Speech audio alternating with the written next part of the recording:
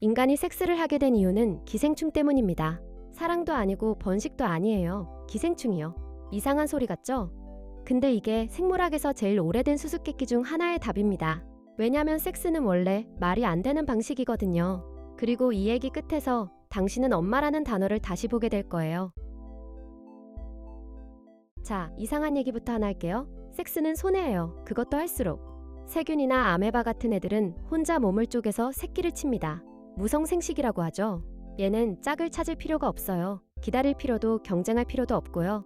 게다가 새끼가 전부 나랑 똑같아요. 내 유전자 100%가 그대로 넘어가죠. 근데 섹스로 새끼를 낳으면요. 내 유전자는 절반밖에 못 넘겨요. 나머지 절반은 남의 거고요. 짝 찾아 헤매야 하고 차이기도 하고 경쟁에서 밀리기도 하죠. 그리고 결정적인 거, 새끼를 낳는 건 암컷뿐이잖아요. 수컷은 아무리 많아도 숫자를 못 늘려요. 절반이 그냥 노는 셈이죠. 계산해보면 딱 나옵니다. 복제만 하는 쪽이 섹스하는 쪽보다 정확히 2배 빨리 불어나요. 이걸 성의 2배 비용이라고 불러요. 2배예요, 2배. 장사로 치면 옆 가게가 나보다 2배 빨리 크는 거예요. 그것도 매번. 근데 이상하죠? 지구를 둘러보면 동물이든 식물이든 버섯이든 눈에 보이는 건 거의 다 섹스를 해요. 2배 손해를 보면서요. 자연이 계산을 못하는 걸까요? 아니면 우리가 모르는 뭐가 있는 걸까요? 자, 첫 번째 답이 여기 있습니다. 복제의 함정이요. 복사기로 문서를 복사한다고 쳐볼게요. 그 복사본을 또 복사하고 그걸 또 복사하고 몇 번만 지나도 글자가 뭉개지기 시작하죠. 유전자도 똑같아요. 복제할 때마다 아주 가끔 오류가 생겨요. 돌연변이죠. 근데 돌연변이는 대부분 나쁜 쪽이에요. 정교한 기계를 아무렇게나 건드리면 좋아질 리가 없잖아요. 문제는 이겁니다. 복제만 하는 애들은 이 고장을 버릴 수가 없어요. 케이블 타이 아시죠? 조이면 딸깍딸깍 들어가는데 절대 안 풀리는 거. 무성생식이 딱 그래요. 고장이 한 방향으로만 쌓여요. 딸깍 딸깍 되돌릴 수가 없어요. 이걸 멀로의 톱니바퀴라고 부릅니다. 톱니가 충분히 돌아가면 그 집안은 무너져요. 멸종하는 거죠.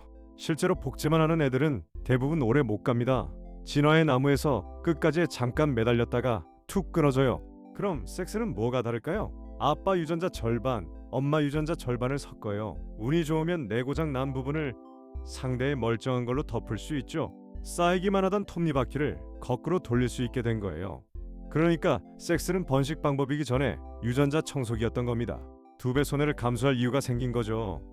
멸종하는 것보단 나으니까. 여기까지가 교과서 답입니다.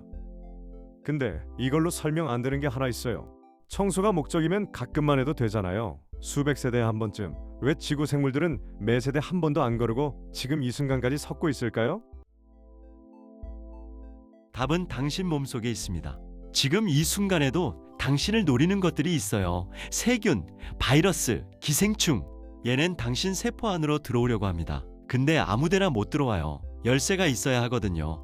당신 세포 표면엔 자물쇠가 달려 있습니다. 유전자가 만든 자물쇠죠.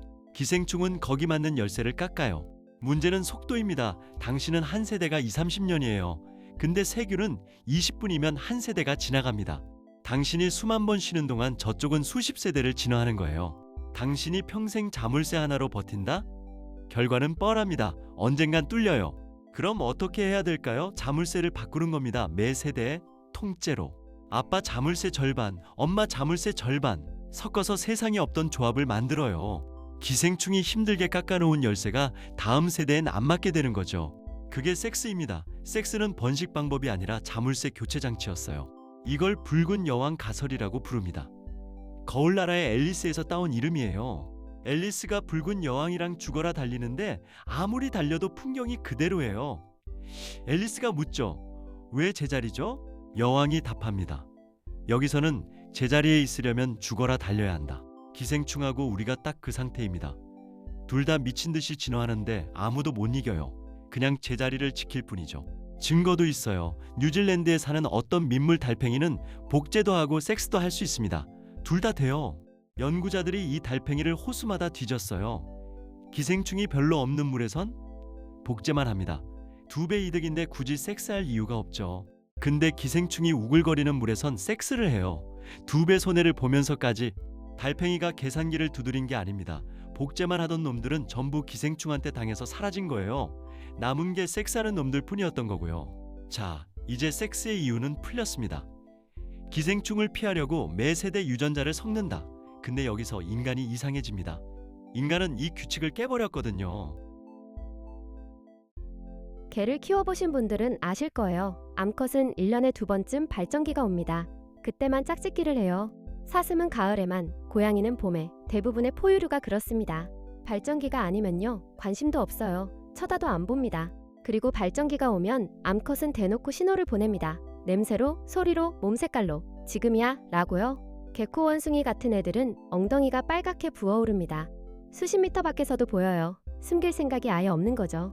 이게 정상입니다. 번식할 수 있을 때만 짝짓기를 한다. 효율적이잖아요. 근데 인간은요? 인간은 발정기가 없습니다. 봄이든 겨울이든 새벽이든 한낮이든 임신이 아예 불가능한 날에도 짝짓기를 해요. 1년 365일 내내요. 이런 동물 거의 없습니다. 더 이상한 걸 알려드릴까요? 발정기 신호를 못 알아보는 건 남자만이 아니에요.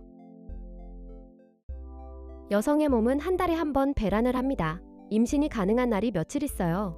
근데 그날이 언제인지 본인도 모릅니다. 생각해보면 정말 이상하죠? 개코 원숭이는 온 동네에 광고를 하는데 인간은 당사자한테까지 숨겨요. 이걸 배란 은폐라고 부릅니다. 자연이 왜 이런 짓을 했을까요? 2가지 설명이 있습니다. 첫 번째, 남자를 붙잡아 두려고요. 발정기가 있었다고 쳐볼게요. 그럼 남자는 그때만 오면 됩니다. 나머지 기간은 딴 데 가 있어도 돼요. 근데 언제가 그날인지 아무도 모르면 확실히 하려면 방법이 하나뿐입니다. 계속 옆에 있는 거예요. 배란을 숨기니까 남자가 눌러앉은 겁니다. 2번째, 새끼를 지키려고요. 많은 동물에서 수컷은 자기 새끼가 아니면 죽입니다. 사자가 대표적이죠. 새 우두머리가 오면 이전 새끼들을 다 물어 죽여요.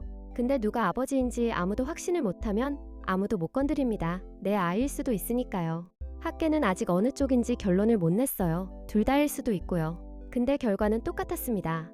남자와 여자가 1년 내내 같이 있게 된 거예요. 가족이 이렇게 시작됐습니다. 그리고 계속 붙어 있게 되니까 섹스가 전혀 다른 게 됩니다. 인간하고 제일 가까운 동물이 뭘까요? 침팬지죠. 근데 사실 하나가 더 있습니다. 똑같이 가까운 애가요.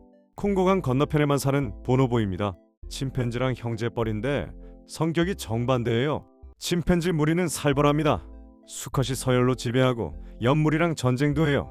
죽이기도 하고요. 섹스는 번식할 때만 합니다. 목적이 분명하죠. 보노보는요, 싸움이 붙으면 섹스로 풉니다. 먹이를 놓고 다툴 것 같으면 섹스를 해요. 그리고 사이좋게 나눠 먹습니다.